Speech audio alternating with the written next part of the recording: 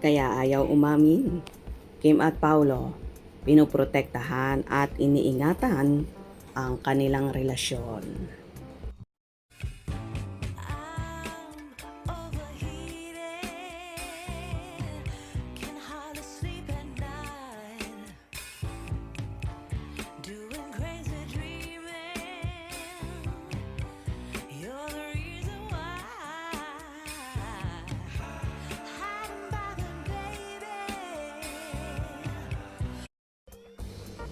Kitang-kita ang sweetness sa rumored magkasintahan na sina Kim Chiu at Paolo Avellino sa naganap na announcement kahapon para sa kanilang pinakabagong serye na gagawin, ang Pupino, kung saan mala Korean drama ang peg at magsushoot din sila sa Korea with other Korean actors.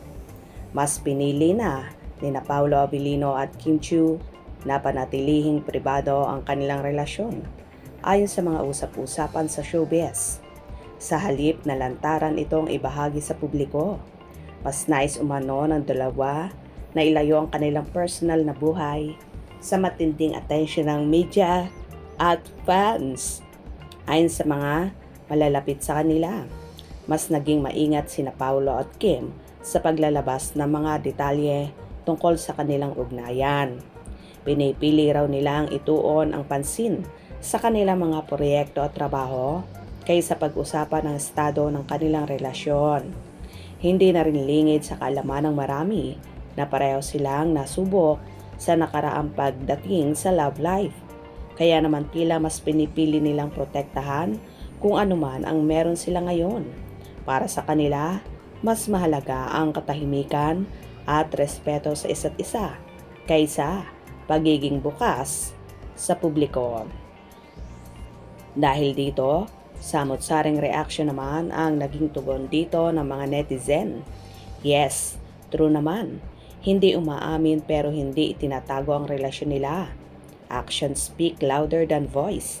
Manhid na lang ang hindi nakarelate sa kanilang dalawa.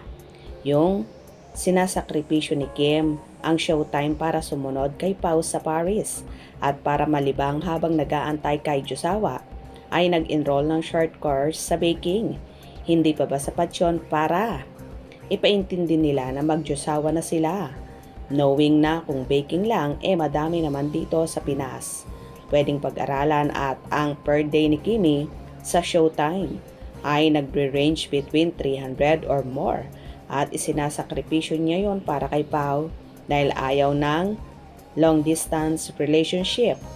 Hindi nila kayang magkalayo ng ganong katagal. Mas okay na ganyan, may peace of mind. Gaya nila Coco at Julia. Kim Pao, sapat na. Tama po kayo dyan para peace of mind. Tulad nila Coco, Julia, diba? Yes, true. Love is a strong relationship. Love you always, Kim Pao. God bless. Kim Pao, just keep on going. Forever love kayo ng marami. Actions speak louder than words. Love you, Kim Pao. God bless you both. Tama naman yan. Dapat may privacy at least di sila ma-pressure. Good job. Love you both. Davilinos, Kim Pao. Yes, it's their right to keep private of whatever they had. It's nobody's business to know. They don't need publicity regarding their personal life. It's better to put it that way. Yes, correct. At ok naman na walang inamin. God bless to both of you. Ingat kayo palagi. Wow, ang sweet naman ng Kim Pao. True, cute, pretty, chinita princess. Kim Pao, that's better. The way. Okay yan. Mas panatag at masaya ang kanilang samahan at may respeto pa basta nakita natin na masaya sila ngayon. God bless you, Kim Pao. You are the best. O diba?